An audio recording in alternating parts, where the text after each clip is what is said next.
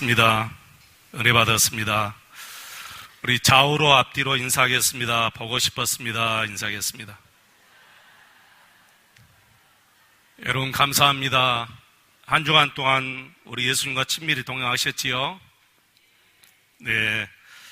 오늘은 예수님께 배우는 온유와 겸손 이런 제목으로 같이 은혜를 사모하겠습니다. 세상 나라와 하나님의 나라, 즉 교회는 뿌리부터가 다릅니다. 모든 것이 다 다릅니다. 그래서 교회 안에는 세상 문화나 세상 방식이나 그리고 세상식이 들어와서는 안 됩니다.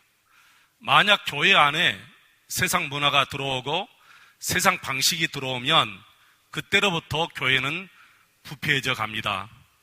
여러분, 미국 교회나 유럽 교회가 왜 이렇게 쇠퇴해져 갔는가? 그 이유는 세상 질서와 세상 문화가 교회 안에 들어왔기 때문에, 교회가 그 세상 문화를 수용했기 때문에 결국에는 쇠퇴해져 갔습니다. 그래서 하나님의 나라, 즉 교회와 세상 나라는 근본적으로 다른 것이 두 가지가 있습니다. 첫째는 세상 나라는 철저하게 계급 사회입니다. 등급 사회예요. 저 청와대부터 시작해서 저 마을까지, 저 면사무소까지 다 계급 사회, 등급 사회입니다. 그러나 여러분, 교회는 계급이 없습니다. 그렇죠, 여러분? 배운 자나 못 배운 자나, 있는 자나 없는 자나, 건강한 자나 불구자나 다 하나요. 다 똑같습니다. 여러분, 한국 교회사를 읽어보면 재미있는 이야기들이 있습니다.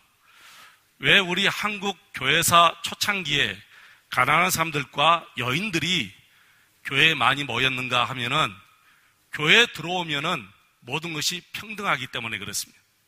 여성들의 권위가 회복되고 여성들의 이름이 불려지기 때문에 초창기 한국 교회에 여인들이 교회를 많이 왔어요. 그리고 가난한 사람들이 교회에 오면 대접을 받기 때문에 가난한 사람들이 교회에 많이 왔습니다. 저는 어렸을 때 저희 어머님의 이름이 없는 줄 알았어요. 그런데 사실 저희 어머님의 이름이 있었거든요.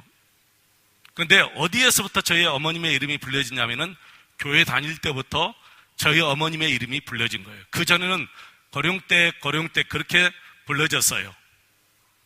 이름을 안 불렀습니다. 여인들의 이름이 있었지만 이름을 안 부르고 살았어요. 우리 한국 사회가 그랬어요. 근데 교회 오면은 이름이 불려져요. 그리고 회장님, 여전도 회장님, 부회장님 이렇게 불려지니까 교회 오면 모든 것이 다 평등해지는 거예요. 그래서 여러분, 세상 나라는 철저하게 계급 사회이지만 교회는 계급 사회가 아닙니다. 모든 성도들이 그리스도 안에서 평등한 거예요. 세상 사람들이 오해하는 것 중에 하나가, 교회는 목사님이 제일로 위에고 그 다음에 장로님, 그 다음에 집사님 이렇게 되는 줄 알아요. 아니죠, 여러분. 목사나 장로나 집사 모든 직은 다 봉사직인 줄로 믿습니다.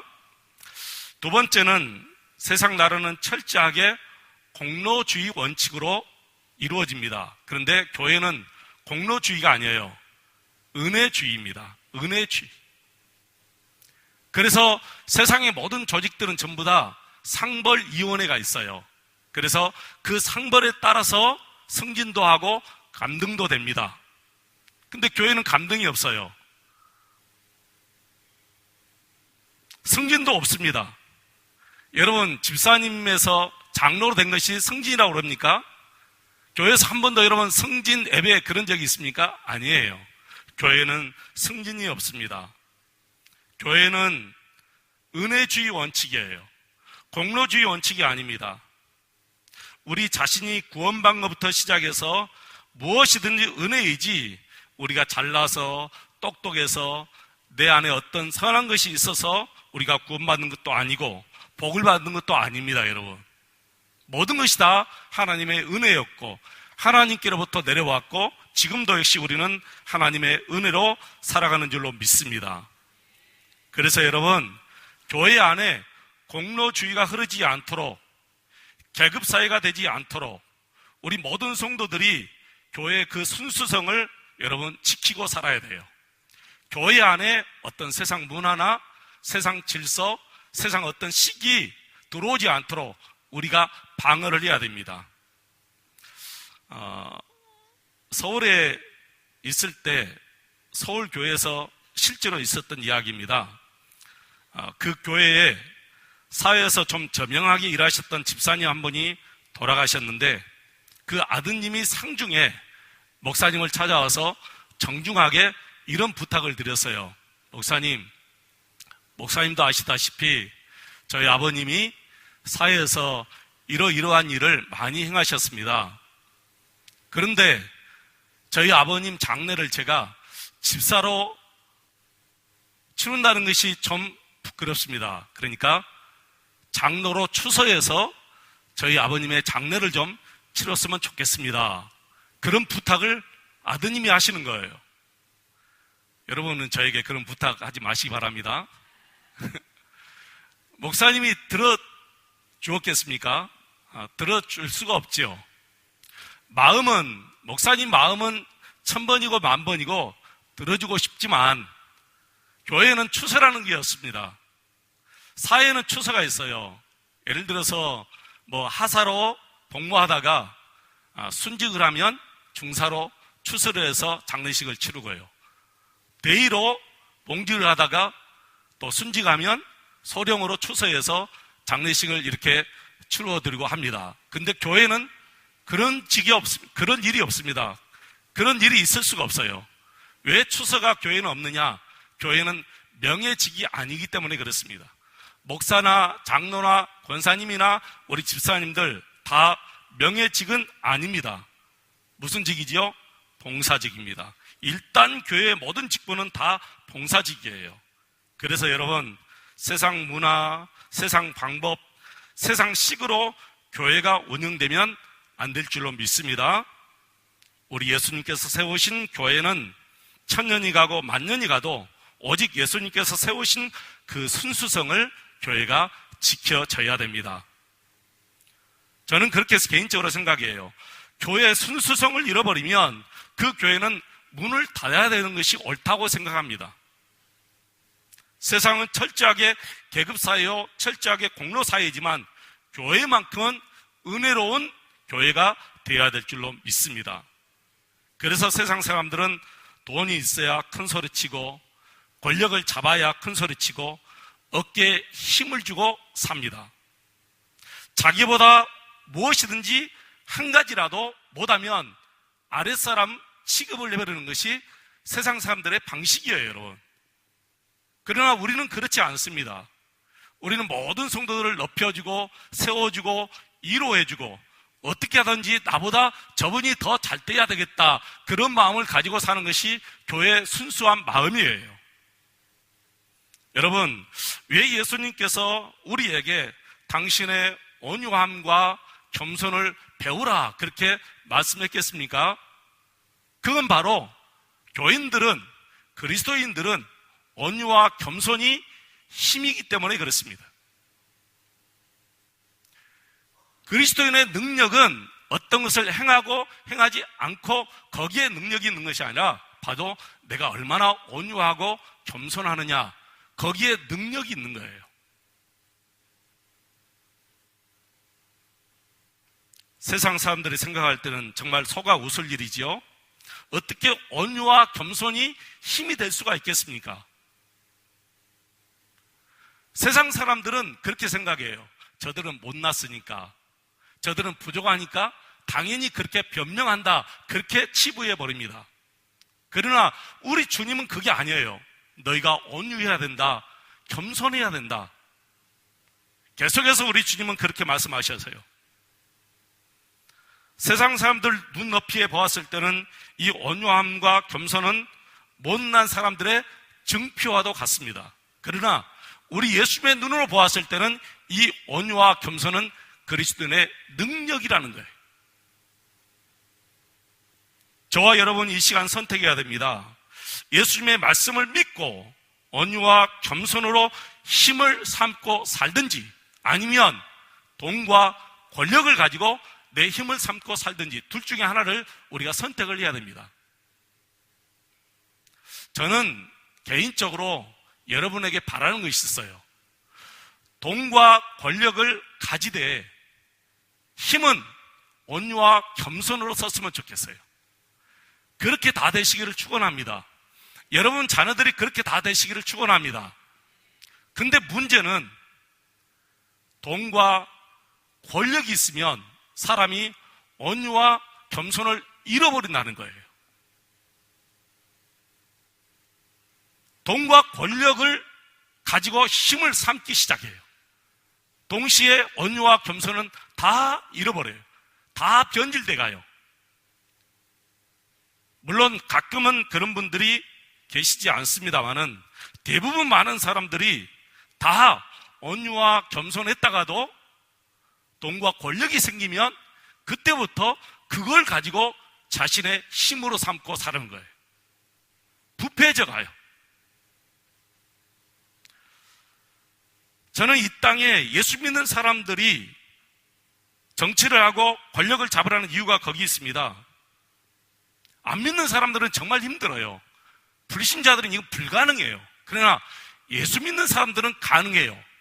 권력과 돈을 가지고 있으면서도 그걸 힘으로 이용하지 않고 온유와 겸손으로 힘을 삼고 사는 것. 이것은 그리스도인들만이 가능한 일이에요.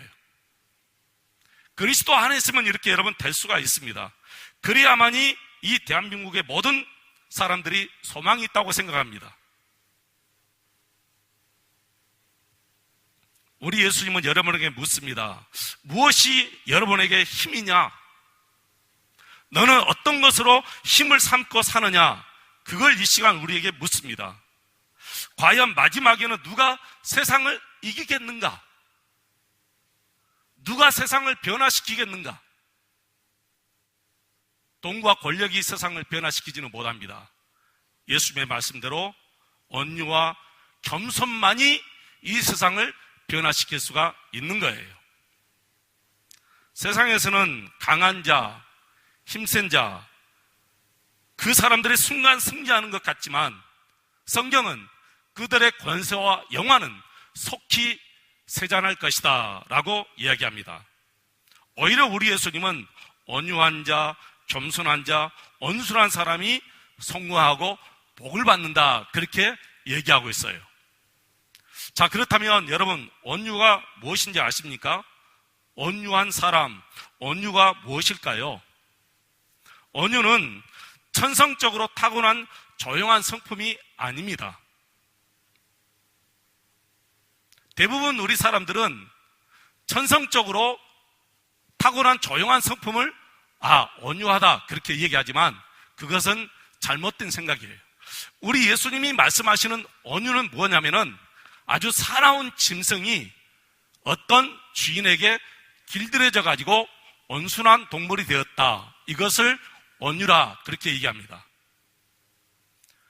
여러분, 내 성격이 좀 사납습니다.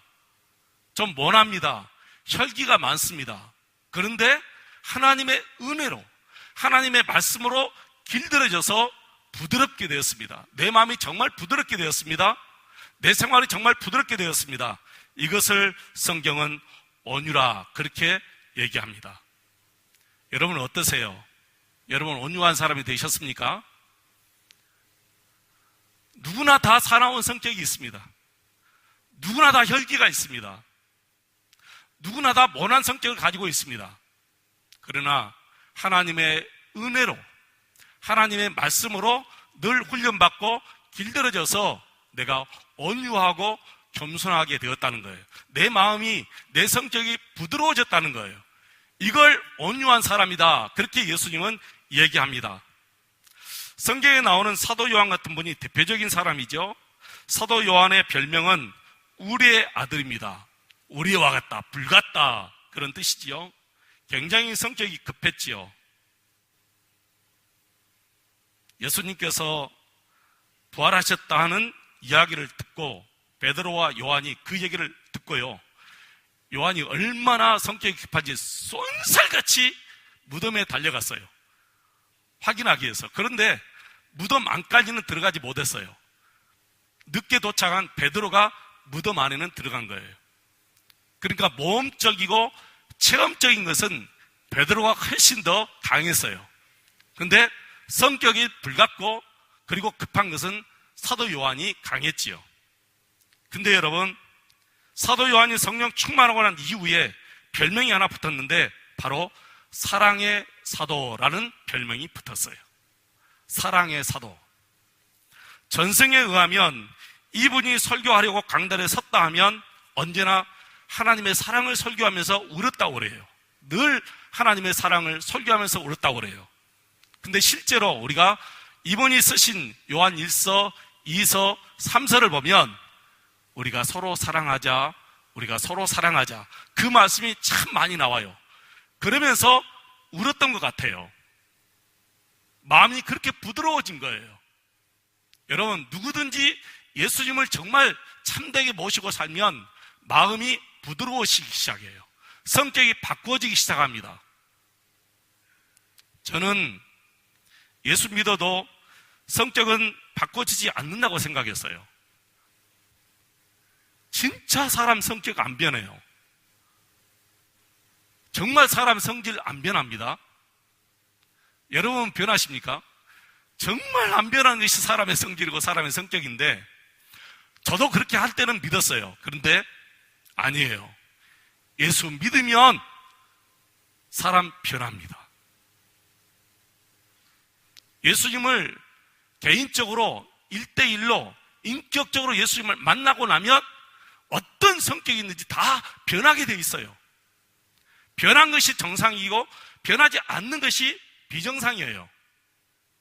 그런데 우리는 대부분 예수 믿어도 저 성질 못 고쳐 그렇게 생각을 해요. 그리고 자기 자신도 그렇게 내버려 두고 살아요. 여러분 그렇지 않습니다. 내 성격도 고치고 여러분들의 성격도 고치고 우리 모든 성도들의 성격이 다 예수 그리스도 안에서 고쳐질 수가 있습니다. 여러분도 사랑의 성도, 사랑의 장로님, 사랑의 권사님, 사랑의 집사님이라는 별명이 붙기를 주의 이름으로 축원을 드립니다. 모세도 역시 온유한 사람 중에 대표지요. 민수기 12장 3절 말씀 보시면 이 사람 모세는 온유함이 지면의 모든 사람들보다 더하더라 그렇게 기록되어 있습니다. 여러분 모세는 정말 온유했어요. 그 수많은 백성들이 모세를 비방하고 그 많은 욕을 퍼부어도 모세는 반응하지 않아요. 다 옳지 그리고 그것을 가지고 하나님 앞에 나가서 기도해요. 그리고 하나님 앞에 다 쏟아놓아요. 하나님 나보고 어떻게 하라는 거예요? 내가 어떻게 해야 돼요? 이럴 때 내가 하나님 어떻게 해야 돼요? 늘 하나님께 쏟아놓습니다. 정말 지혜로운 사람이에요. 정말 온유한 사람이에요. 원망과 불평 쏟아놓을 필요가 없어요. 사람 앞에 쏟아놓을 필요 없습니다. 그걸 가지고 하나님 앞에 가서 하나님 무릎 앞에 놓는 거예요. 하나님 왜 이렇게 어려워요? 내가 왜 이런 비방을 드려야 돼요? 내가 교회를 하면서 왜 이런 비방을 드려야 돼요? 사람 앞에서 쏟아놓을 필요 없어요. 하나님 앞에 쏟아놓아야 돼요. 모세는 늘 그렇게 생활했어요. 그래서 우리 하나님께서 모세에게 이 모세는 온유함이 지면의 모든 사람들보다 더하더라 그렇게 말씀하셨어요. 여러분 다윗 아시지요? 다윗의 온유함은 여러분이 너무나 잘 아시기 때문에 제가 말씀드리지 않겠습니다. 사도 바울도 지성인이었죠. 누구도 따라갈 수 없는 지식을 가지고 살았어요. 그 당시 가장 유명한 가말리라는 선생님 밑에서 배움을 했어요. 학자 출신입니다. 그런데 이분이 온유하고 겸손했어요. 두 가지가 다 가지고 있다는 것이 여러분 쉬운 것은 아니죠. 지성과 온유와 겸손 두 가지 다를 가지고 산다는 것은 참 힘든데 바울 사도는 이 두 가지를 다 가지고 있었어요. 그래서 이게 바로 바울 사도의 삶의 무기였어요. 이분들은 세상적인 힘이 없어서 참았던 것은 아닙니다. 그리스도 때문에 참은 거예요. 온유하기 때문에 참은 거예요. 여러분, 지혜가 없어서 속은 것입니까? 아니죠. 그리스도 때문에 속아준 거예요. 그리스도 때문에 그냥 넘어가 준 거예요. 우리도 그런 분들이 많이 있잖아요. 우리 주위에 그런 분들이 많이 있어요. 저도 참 많이 보아요. 목포세안교회 와서 참 많이 봅니다. 아, 저분이 그리스도 때문에 참 많이 넘어가는구나. 저분이 그리스도 때문에 참 양보를 많이 하는구나. 그걸 제가 몸소 느껴요, 여러분. 제가 부족하고 실수가 있지만 우리 장로님들은 벌써 그걸 다 눈치채지만 다 넘어가 줘요. 저도 알아요, 여러분. 종교개혁자 칼빈은 온유함을 이렇게 정의했습니다. 온유한 자는 언제나 부드러운 자이다. 상대방이 나를 뭐해도 쉽사리 노하지 않으며 보복하고자 하지 않으며 자기에 대한 악의를 길이 참는 자이다. 이렇게 온유를 정의했습니다. 쉽사리 노하지 아니하고 보복하지 아니하고 그리고 길이 참는다. 프랑스의 성인 빈센트는 말하기를 온유한 자는 하나님께 대해서는 철저하게 순종하고 사람에 대해서는 선의를 베푸는 사람이다 라고 말했습니다. 우리 예수님이 온유하신 분입니다. 그래서 내게로 와서 이 온유와 겸손을 배워야 한다 그렇게 말씀했습니다. 우리 예수님은 끝까지 참으셨어요. 죄인들을 향해서 지금도 참고 계십니다. 당신을 십자가에 못 박은 그 죄인들까지라도 우리 예수님이 용납해 주셨습니다. 이것이 온유라고 말씀하셨어요. 이 온유를 내게 배우라는 거예요. 왜 온유와 겸손을 우리가 배워야 합니까? 오늘 본문 말씀 보니까 마음의 쉼을 얻기 위해서 배워야 된다 그렇게 얘기합니다.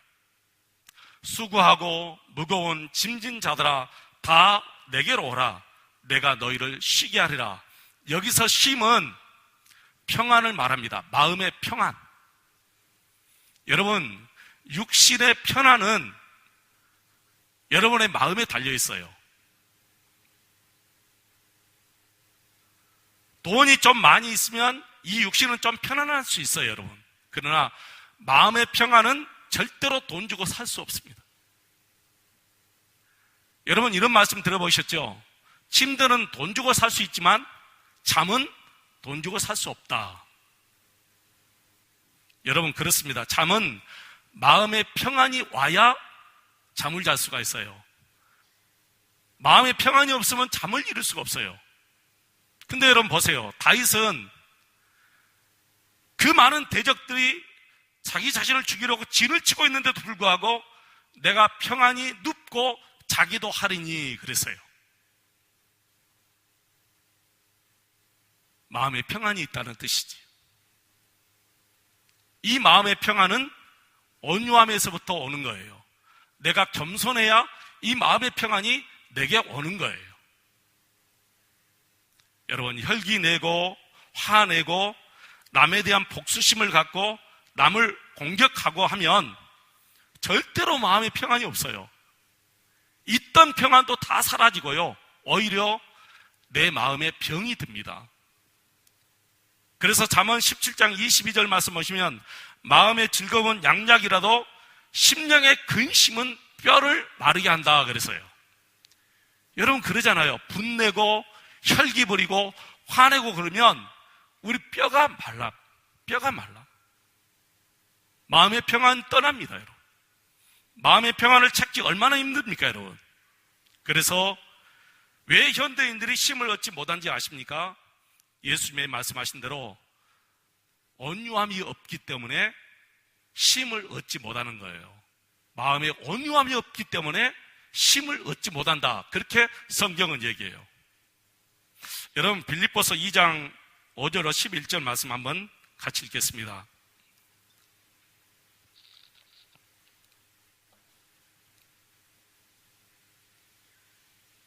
빌립보서 2장 5절로 11절 말씀 같이 한번 읽겠습니다. 너희 안에 이 마음을 품으라. 곧 그리스도 예수의 마음이니 그는 근본 하나님의 본체시나 하나님과 동등됨을 취할 것으로 여기지 아니하시고 오히려 자기를 비워 종의 형체를 가지사 사람들과 같이 되셨고 사람의 모양으로 나타나사 자기를 낮추시고 죽기까지 복종하셨으니 곧 십자가에 죽으심이라. 이러므로 하나님이 그를 지극히 높여 모든 이름 위에 뛰어난 이름을 주사 하늘에 있는 자들과 땅에 있는 자들과 땅 아래에 있는 자들로 모든 무릎을 예수의 이름에 꿇게 하시고 모든 입으로 예수 그리스도를 주라 시인하여 하나님 아버지께 영광을 돌리게 하셨느니라. 아멘. 여러분, 예수 잘 믿는 사람이 누굴까요? 온유하고 겸손한 사람이 예수 잘 믿는 사람입니다. 어떤 드러나는 것을 통해서 저 사람 예수 잘 믿는다, 예수 잘못 믿는다 그렇게 말씀하지 마시고요. 저분이 정말 예수님의 온유와 겸손을 가졌는가, 그것을 보고 예수 잘 믿는지 못 믿는지 판단할 수가 있다 그렇게 얘기합니다. 마지막으로 한 가지만 더 말씀드릴게요. 왜 예수님의 온유와 겸손을 배워야 하는가? 바로 복을 받기 위해서 그렇다 그렇게 얘기합니다. 여러분, 마태복음 5장 보시면 팔복이 나오죠. 여러분 잘 아시지요? 세 번째 복이 뭔지 아세요? 온유한 자는 복이 있나니, 그 말씀이에요. 온유한 자는 복이 있나니 땅을 기업으로 받을 것이며, 온유한 자는 하나님께서 복을 주십니다. 그리고 그 온유한 자를 하나님께서 세워주시고 높이셔요. 겸손한 자에게는 은혜를 베푸신다. 잠언 3장 34절에 말씀하셨고요. 겸손한 자는 존귀하게 되겠다. 잠언 18장 12절. 겸손한 자를 높이게 해주겠다. 베드로전서 5장 6절 말씀하시죠. 다 온유하고 겸손한 자를 하나님이 높여주시고 세우신다는 거예요. 온유한 자에게, 겸손한 자에게 복을 주시겠다는 거예요, 여러분. 하나님이 세우시면 절대로 무너지지 않습니다. 본인 자신이 돈으로 세움을 받으면 그건 무너져요. 그 바벨탑이기 때문에 조금 있으면 다 무너져 버립니다, 여러분. 그거 부러워할 필요 없어요. 우리 하나님께서 세우셔야 사람이 무너뜨릴 수 없고, 그리고 원수들이 무너뜨릴 수가 없어요. 나는 저와 여러분의 가정이 하나님 안에서 세움을 받아야 되고, 여러분의 자녀들이 예수 그리스도 안에서 세움을 받아야 돼요. 여러분의 자녀들이 하나님의 은혜로 청와대도 가야 되고, 여러분의 자녀들이 하나님의 은혜로 국회의사당도 들어가야 되고, 여러분의 자녀들이 경제인도 돼야 되고, 여러분의 자녀들이 판사, 검사, 변호사, 의사 모든 것을 다 해야 돼요. 하나님이 거기에다 세워야 돼요. 내가 들어가면 그 자리는 곧 물러날 자리예요. 그러나 하나님이 나를 거기다 세우면, 하나님이 우리 자녀들을 거기다 세우면 누구도 나를, 여러분의 자녀들 거기서 뺄 수 없는 거예요. 하나님이 세우시니까. 하나님이 말씀하시잖아요. 하나님이 온유한 자에게, 겸손한 자에게 은혜를 더하시고, 겸손한 자를 존귀하게 해주시고, 겸손한 자를 높아지게 해주신다. 하나님이 하시는데 악한 것들이 손을 대지 못하는 것이지요. 저는 가끔 이 동물의 왕국을 보는데요, 이 온유한 짐승들이 땅을 많이 차지하고 살아요. 여러분, 상식적으로 생각하면 사나운 맹수들이 땅을 많이 차지하고 개체수가 더 늘어나야 된다, 우리가 얼른 그렇게 생각이 드는데 그게 아니에요. 사나운 짐승들은 개체수가 갈수록 더 줄어들어요. 그런데 온순한 동물들은 이상하게 개체수가 더 갈수록 많이 늘어나고 더 많은 땅을 차지해요. 가만히 보면 사람들도 그래요. 가만히 보면 우리 사람들도요, 정말 겸손하고 온유한 사람들이 더 잘 되고 결국에는 그분들이 복을 받습니다. 나는 저와 여러분들이 여러분의 자녀들이 그리스도 예수 안에서 예수님께 다 돌아와서 예수님께 이 온유와 겸손을 배워서 그런 축복을 받고 살아가시기를 주의 이름으로 축원을 드립니다. 여러분, 이 시간 함께 기도하겠습니다.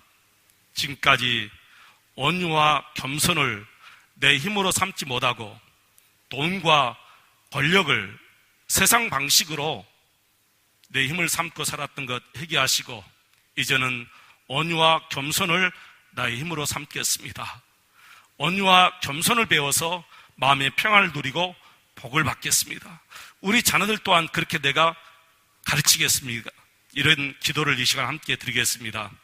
우리 하나님 아버지, 은혜와 사랑을 감사드립니다. 하나님, 내가 온유하지 못했습니다.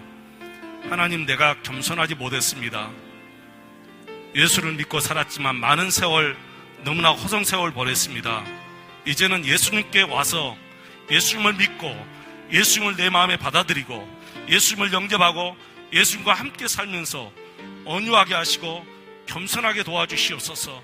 이제는 교회에서나 사회에서, 가정에서 남편으로 살면서 아버지 하나님 직장의 상사로 살면서도 이 온유와 겸손을 나의 능력으로 삼고 살겠습니다. 하나님, 이제 온유와 겸손을 배워서 또한 우리 자녀들 또한 온유와 겸손해서 평안을 누리고 하나님께서 예비하신 놀라운 축복을 받고 살아갈 수 있도록 도와주시옵소서. 주님 감사합니다. 우리 하나님 감사합니다. 우리 예수님 사랑합니다. 우리 성도들, 우리 자녀들 다 온유하게 하시고 겸손하게 도와주시옵소서. 예수님 이름으로 기도하옵나이다. 아멘.